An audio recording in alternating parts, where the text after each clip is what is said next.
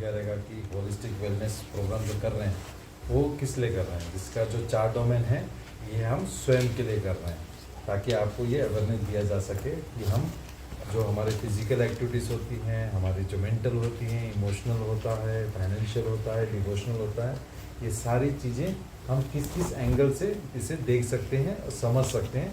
और जब हम अपने जीवन में इसको धारण करेंगे तो इसका फलस्वरूप हमें कितनी शांति और भक्ति में प्रगति और पूरी परिवार में एकता किस तरीके से होता है, इसे हम अच्छे से समझने की कोशिश कर रहे हैं।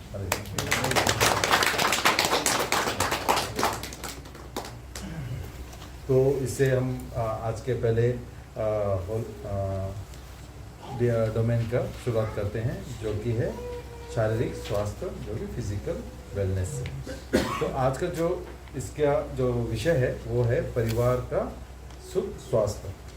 तो आज का जो चारों डोमेन है वो इस पे है कि हम परिवार के अंदर, परिवार के अंदर हम ये जब चारों चीज़ को हम जब इम्प्लीमेंट करेंगे तो किस तरीके से हम कर सकते हैं, उसका क्या फल हो सकता है, ठीक है। और वो करने के जो भी प्रश्न होंगे स्वयं चिंतन करने के, वो हम आपको देंगे करने के। तो जैसे कि अभी परिवार में जब साथ में सब मिलकर सब सेहत को प्राथमिकता दें कि ये करना आवश्यक है, तो जैसे कि अभी पिता करते हैं तो पुत्र देखता है, या पिता करते हैं तो पत्नी देखती, पति करता है तो पत्नी देखती है, जो बुजुर्ग करते हैं तो पोते लोग देखते हैं। जब एक अच्छा कार्य करने लगता है तो उसको देख के दूसरा भी करने लग जाता है, इन्फ्लुएंसिंग होता है, ठीक है। तो हमें परिवार में क्या करना चाहिए, खुद को एक एग्जाम्पल सेट करना चाहिए, अपना खुद का एग्जाम्पल सेट करना चाहिए। बाकी कोई वो बोलते हैं ना कि पहला एक स्टेप लो, बाकी उसको फॉलो करेंगे। तो हमें उस परिवार का वो हिस्सा बनना है आप ये प्रोग्राम के बाद में, कि मैं वो स्टेप लूँ और मुझे देख के फिर मेरे बाकी जो सदस्य हैं परिवार के वो उसको फॉलो करें, अच्छी चीज़ें करें। तो जब हम ये आदतें घर में करते हैं तो क्या होता है, घर में एक आनंद का माहौल होता है, ठीक है, और घर में सब मजबूती से खड़े रहते हैं इस चीज़ को लेकर, ठीक है। तो ये सब करने के लिए जैसे छोटे छोटे से उदाहरण के रूप में देख सकते हैं कि जैसे माताएं हैं सात्विक भोजन बनाती हैं, और हम भक्ति में है, इसमें है तो सात्विक भोजन बनाना, अपने बच्चों को खिलाना, सब परिवार को खिलाते हैं। तो हम अपने बच्चों को देख सकते हैं कि किस तरीके से वो इस चीज़ को अपना लेते हैं, और जब वो बाहरी दुनिया में जाते हैं तो कैसे स्ट्रांगली अपने आप को खड़ा महसूस करते हैं, सही है ना। तो उसी और क्यों करते हैं, क्योंकि माता जो होती है वो स्थिर है, एग्जाम्पल है, सेट है कि मुझे सात्विक खाना बना के ही अपने बच्चे को देना है। अब बच्चा क्या देखता है कि मेरी माँ कंटिन्यूसली रेगुलरली भोग बनाती है, चढ़ाती है और फिर मुझे प्रसाद देती है। तो ये नियम जब माँ एकदम सही तरह से करती है तो बच्चे भी इसी में परवरिश करते हैं और इसे अपनाते हैं एकदम दृढ़ता से, और पूरे दुनिया को वो फेस करने के लिए रेडी हो जाते हैं। तो कभी कभी जैसे कि पति अगर जब अच्छे से करता है, ठीक है, तो कभी कभी माताओं देख के इन्फ्लुएंस होते कि नहीं देखो वो कर रहे हैं अच्छे से तो मुझे भी करना चाहिए, मैं क्यों पीछे हूँ। कभी माता करते तो हस्बैंड उन्हें देख के करते हैं, ठीक है। कभी बच्चे फिर माता पिता दोनों करते हैं तो बच्चा भी देख के बोलता मैं भी चैंटिंग करूँगा। तो ये देख के एक दूसरे से इन्फ्लुएंसिंग होते हैं, करना चाहिए। तो जैसे बुजुर्ग भी होते तो जब नाती पोते होते तो क्या करते हैं, सबसे ज़्यादा दादा दादी को ही पूछते हैं, करेक्ट। जब दादा दादी अगर चैंटिंग कर रहे हो या कुछ व्यायाम कर रहे हो, कुछ कर रहे हो, तो उनको वो फॉलो करते हैं, उनके साथ में वो भी करते हैं और वो भी इसको अपना लेते हैं। तो जब भलाई के काम मिलकर जब सब लोग करते हैं तो क्या होता है कि ये एक असर, बहुत ही गहरा असर पूरा परिवार में डालता है। तो कुछ और चीज़ें हम कर सकते हैं कि साथ में परिवार में सब एक टाइम करें कि सब लोग आके साथ में भोजन करें, ठीक है।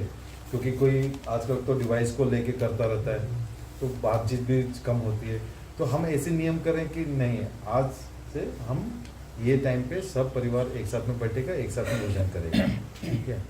तो फिर कभी समय मिले तो सुबह टहलने चले जाओ, ठीक है, परिवार को लेके थोड़ा फिजिकल एक्टिविटीज़ भी हो जाएगी साथ साथ में, ठीक है।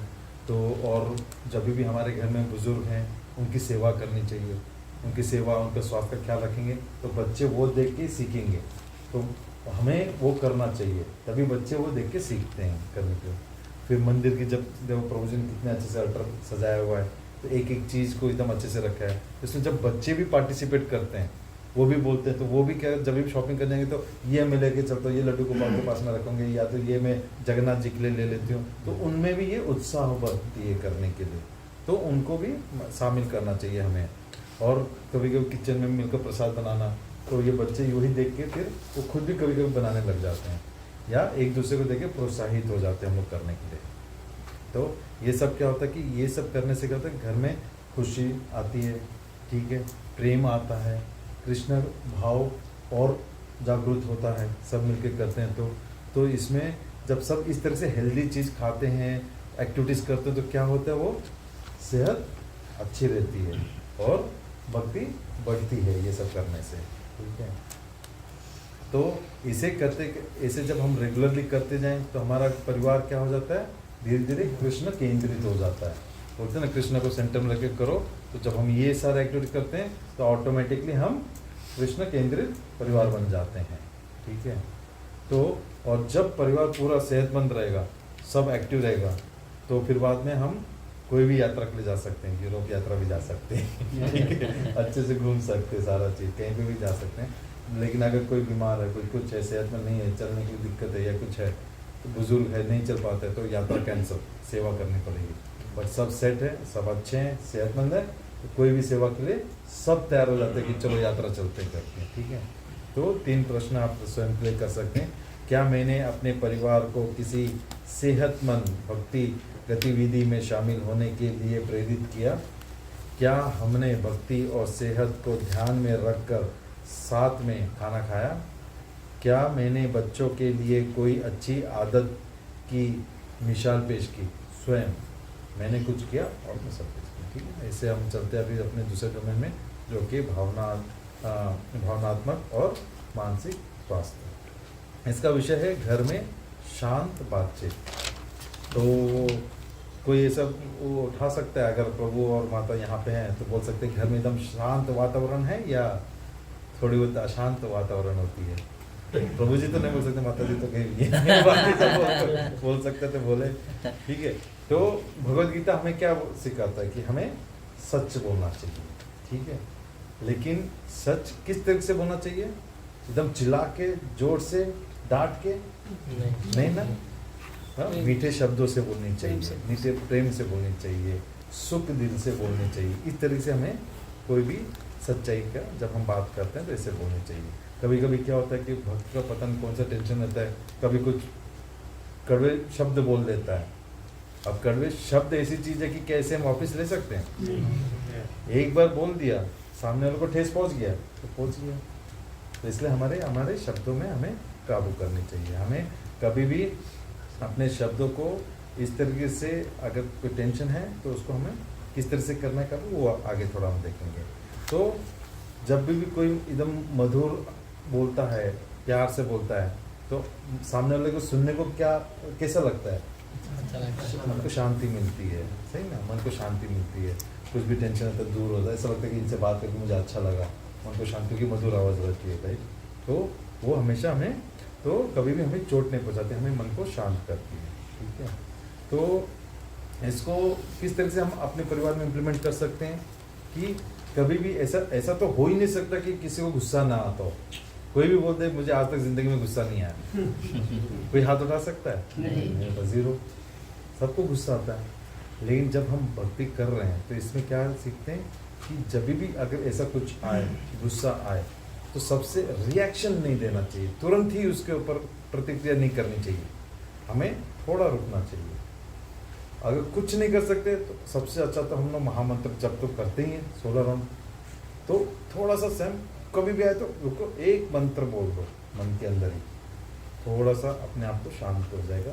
कठोर शब्द बोलने से आप बच जाओगे, कुछ भी चीज़ तुरंत रिएक्ट करने, क्योंकि हर चीज़ कुछ सेकंड्स के लिए होती है और उसी में डिजास्टर होता है कुछ भी चीज़ का। तो वही चीज़ को हमें थोड़ा रोकना है, सोचना है और महामंत्र का जप कर सकते हैं हम लोग। तो अभी कम बोलना ज़्यादा अच्छा है या ज़्यादा बोलना ज़्यादा अच्छा है? कम बोलना चाहिए। ज़्यादा सुनना अच्छा है या कम सुनना अच्छा है? ये हम इम्प्लीमेंट करते हैं अपने जिंदगी में? अरे तो इसे करना चाहिए। ठीक है। हाँ, तो ये हमें कभी भी कम बोलना चाहिए और ज़्यादा सुनना चाहिए। ठीक है, इससे सामने वालों को हम रेस्पेक्ट भी देते हैं और सामने वालों को भी ये रहता है, सामने वाला कभी कभी गुस्से में बहुत बोलते जाता है, आप सब सुनते रहो, प्रतिक्रिया मत दो, धीरे धीरे वो शांत हो जाता है, फिर वो सुनना चालू करता है। तो सुनना बहुत ज़्यादा इम्पोर्टेंट है, हमें सुनना ज़्यादा चाहिए, बोलना कम चाहिए। ठीक है, जिससे हम समझ सकते हैं बहुत चीज़ों को। ठीक है ना, तो हम कभी भी एक दूसरे को ताने नहीं मारना चाहिए। ठीक है, होता है, लेकिन कोशिश करना चाहिए कि हम ताने ना मारें, बातों को सही तरीके से रखें, ताना मार के ना रखें। ठीक है ना, तो जब हम इस तरीके से अगर माहौल घर में बनाएंगे तो घर का माहौल कैसा बनेगा? बेहतर बनेगा, अच्छा बनेगा, शांत रहेगी। ठीक है, फिर घर में जल्दी जाने की भी इच्छा प्रकट होगी, ना कि ट्रैफिक में फंसा करके लेट आऊँगा करके बोलने की।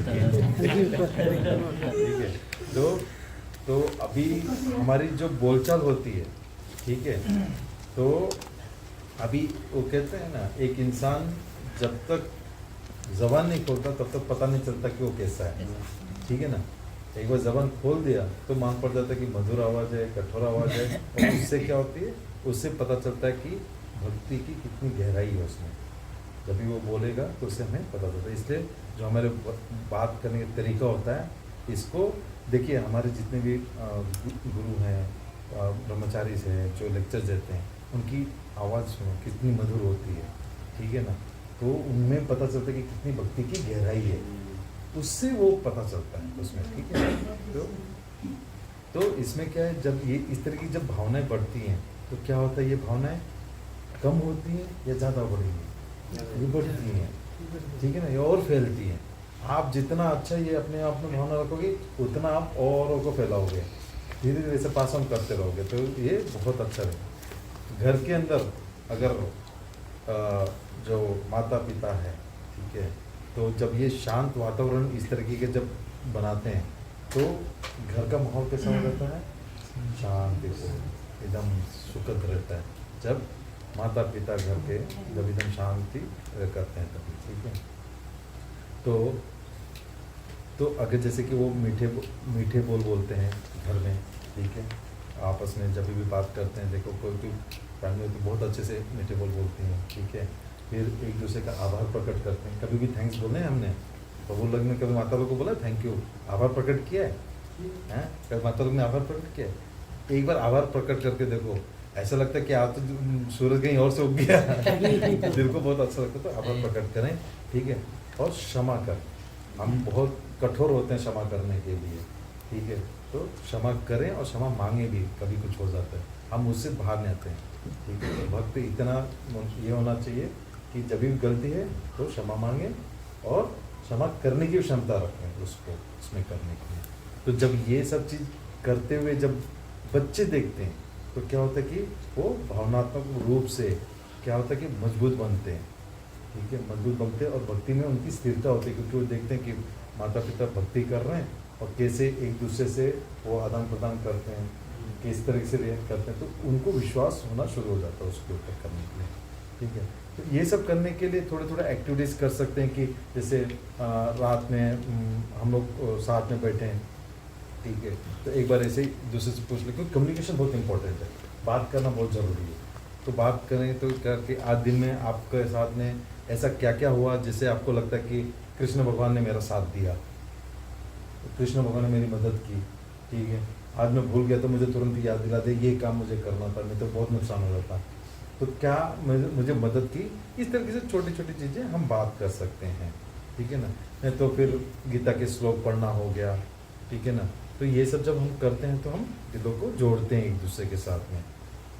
तो ऐसे क्या होता है, ऐसे छोटी छोटी भक्ति अभ्यास जब परिवार में करते हैं तो आपस में और भगवान के से हम ज़्यादा जुड़ते हैं, एक दूसरे के साथ में भी हम बहुत जुड़ते हैं। जब कम्युनिकेट करते हैं, इस तरीके के वार्तालाप करते हैं, तो एक दूसरे के रेस्पेक्ट भी बढ़ता है और हमारा बहुत ही अच्छे से जुड़ाव भी होता है इसमें।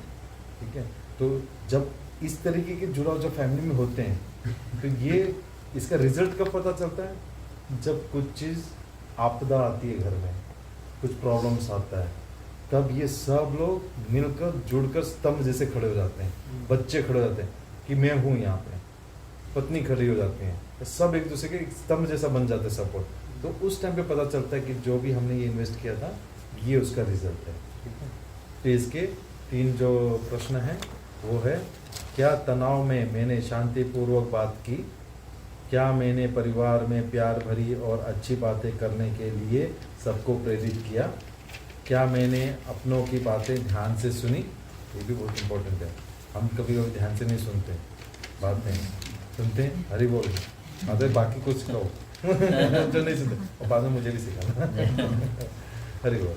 तो अभी नेक्स्ट हम वित्तीय कल्याण पे चलते हैं, जिसमें कि घर में मिलकर सेवा करने का संकल्प है।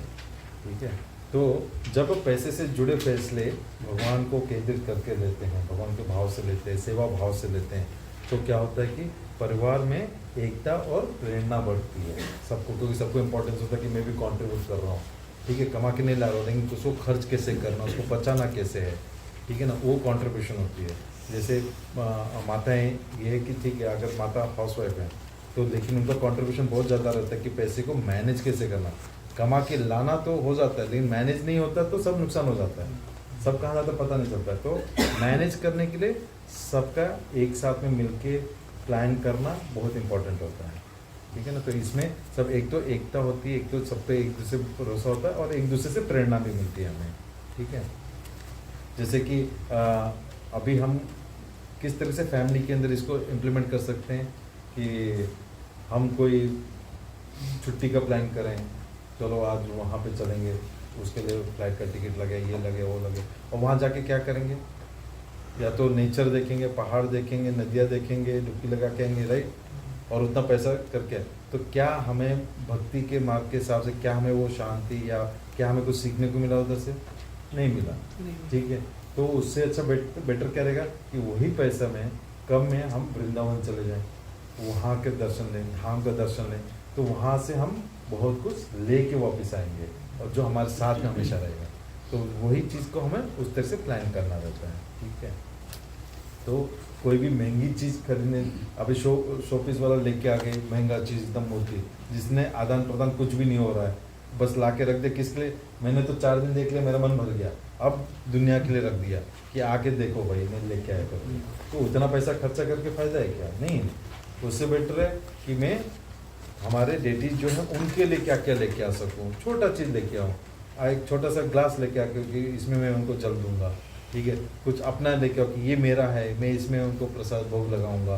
ठीक है, तो इस तरह के खर्चे हम किस तरह से डाइवर्ट कर सकते हैं, उस पर हम कर सकते हैं। जैसे बच्चों को हम जब जन्मदिन होता है तो भक्तों का जैसे वैष्णव भोग करा देते हैं, वही अलग होता है, ना कि कोई भी लाविश पार्टी जो करते हैं, पार्टी वार्टी करते हैं, उसमें पैसा खर्चा करने से अच्छा है कि दान भी कर दें, भक्ति में वो कर दें। ठीक है, तो वो भी, उससे क्या होता है कि हमारा जो भी पैसा हम भक्ति में लगाते हैं वो पवित्रता के तरीके से उसका यूज़ होता है। तो ये बच्चों को सिखाया जा सकता है कि वो जन्मदिन का, जैसे मैंने आपको लोगों को बताया, तो मिलकर सेवा करना। ठीक है, घर में जैसे कि घर में वैष्णव भोग कराना, घर में कोई कार्यक्रम रखना, जब भी हमारा क्या बोलते हैं दामोदर आरती होता है, तो उस टाइम पे हम भक्तों को बुलाते हैं, साथ में दामोदर आरती करते हैं। ठीक है, तो घर में इस तरीके के प्रोग्राम को आयोजित करना, और इसमें जो भी धनराशि इसमें खर्च होती है वो एक भक्ति के लिए भी होती है और वो हमेशा पवित्र कहलाती है उसमें। ठीक है, तो मकसद क्या, इस जब भी ये खर्चे में क्या होना चाहिए, सिर्फ मकसद ये नहीं होना चाहिए कि मैंने दिया, ये क्या होना चाहिए कि हमने मिलकर किया। मैं कर रहा हूँ करके नहीं होना चाहिए, कभी मैं आई फैक्टर नहीं होना चाहिए, ये हम मिलकर कर रहे हैं। जब हम मिलकर कर रहे हैं तो सब रिस्पॉन्सिबल होते, सब कंट्रीब्यूशन होते, सबका इंपॉर्टेंस उसमें होता है, तो सब फील करते हैं कि हम एक दूसरे से जुड़े हुए हैं। अगर कोई बोलता मैंने किया, भाई उसी को जाके कुछ वही कर रहा है, ये हो जाती है। लेकिन जब हम का आना चाहिए इसमें करने के लिए। ठीक है, तो अगर इसको सही तरीके से नहीं किया तो क्या होगा, घर में पति पत्नी में प्यार होगा या क्लैश होगा? क्लैश होगा कि नहीं? और जब क्लैश होगा तो बच्चे देख के खुश होंगे कि वो भी डर जाएंगे, सहम जाएंगे। ठीक है ना। तो जब प्लानिंग ठीक से नहीं होता है तो ये रिजल्ट होता है। तो इसीलिए हमें अपना प्लानिंग करना बहुत ज़रूरी है, जो भी है उसमें करना चाहिए, ठीक है ना। तो जब वैसे भगवान की सेवा में लगता है तो वह आशीर्वाद बन जाता है और बच्चे में भक्ति और बच्चों में भक्ति और जिम्मेदारी की भावना बढ़ जाती है, वो जिम्मेदार बनने शुरू कर देता है, ठीक है। खुशहाल को देखता है कितने जिम्मेदार बन गया है, प्रभु भी अपने काफ़ी चीज़ों में ऐड करते हैं तो बहुत जिम्मेदार है, ठीक है। तो 3 प्रश्न लिखते हैं कि क्या मैंने जीवन साथी से खुले रूप से पैसे की बात की, ये इम्पोर्टेंट है, ठीक है। क्या बच्चों को सेवा से जुड़े छोटे बजट में शामिल किया, छोटे छोटे बच्चों को शामिल करना क्या लाना है। क्या हमने कोई पारिवारिक सेवा लक्ष्य बनाया या पुराने लक्ष्य की समीक्षा की, ये चीज़ें बहुत जरूरी, ठीक है ना। तो अब हम अपने आखिरी डोमेन में चलते हैं जो कि भक्ति और आध्यात्मिक कल्याण, जिसका है कि मिलकर की जाने वाली भक्ति दिनचर्या। तो जब मिलकर जब करने वाले परिवार एकता में रहते हैं, जब भी हम सब साथ में करते हैं तो जैसे मैंने कहा सब एकता में चलते हैं, ठीक है ना। उससे क्या होती है, उससे घर में भक्ति बढ़ती है और वो घर एक मंदिर जैसा बन जाता है, ठीक है। तो इसमें कुछ जैसे हम क्या प्रयास कर सकते हैं कि सुबह को साथ में मिलकर पूजा करना, ठीक है। खाने के बाद परिवार के साथ मिलकर कुछ भगवद गीता के श्लोक पढ़ना, सब परिवार मिलकर कीर्तन करना, ठीक है। तो इस तरह की जब हम एक्टिविटीज़ करते हैं तो हम पूरी तरह एकाग्र डिवोशनल जो एटमॉस्फेयर होता है, जो माहौल बनता है घर का, एक भक्तिमय माहौल बन जाता है, ठीक है। तो ऐसे कुछ भक्ति अभ्यास करने से परिवार के सभी सदस्य क्या है कृष्ण प्रेम में जुड़े रहते हैं हमेशा, ये हमें जोड़ कर रखता है।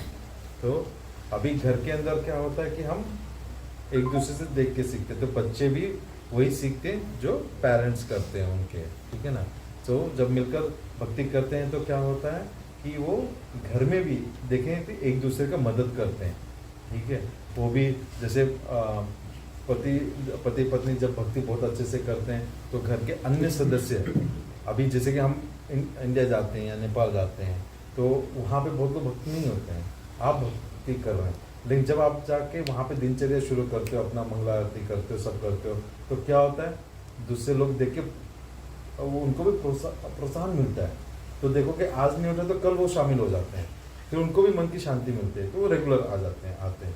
तो आपसे वो परिवर्तन उनको मिला, ये प्रोत्साहन भी मिला, ठीक है। तो इसमें क्या होता है कि कभी कभी कुछ टाइम अगर निकल गया तो बच्चों को याद आता, पापा टाइम हो गया, अभी संध्या आरती करने का टाइम हो गया, तो खुद आके बोलते हैं टाइम हो गया, चलो चलो तैयारी करते हैं। तो ये उसका रिजल्ट मिलता है कि इस तरह से कैसे बच्चे भी देख के सीख रहे हैं और उनको भी पता चलता है कि किस समय पे क्या करना है करके, ठीक है। तो इस तरीके के कुछ छोटी छोटी चीज़ें और हम कर सकते हैं, जैसे कि मैंने कहा कि मंगला आरती करना हो गया, संध्या आरती करना हो गया, फिर शिला प्रभुपाद जी के बुक्स छोटे छोटे स्मॉल बुक्स होते हैं वो सब पढ़ना हो गया, ठीक है। तो इस तरह से जब परिवार साथ में भक्ति करता है तो आज के कलयुग के समय में भी वो आध्यात्मिक जीवन जीना हमारा थोड़ा आसान हो जाता है। तो इसके हम 3 प्रश्न लेंगे। क्या मैंने परिवार को किसी भक्ति अभ्यास में साथ जोड़ा? क्या हम सबने मिलकर कृष्ण का नाम लिया या कुछ पढ़ा सुना? क्या मैंने भक्ति से उन्हें भी प्रेरणा मिली? हरे कृष्णा, श्रील प्रभुपाद की जय।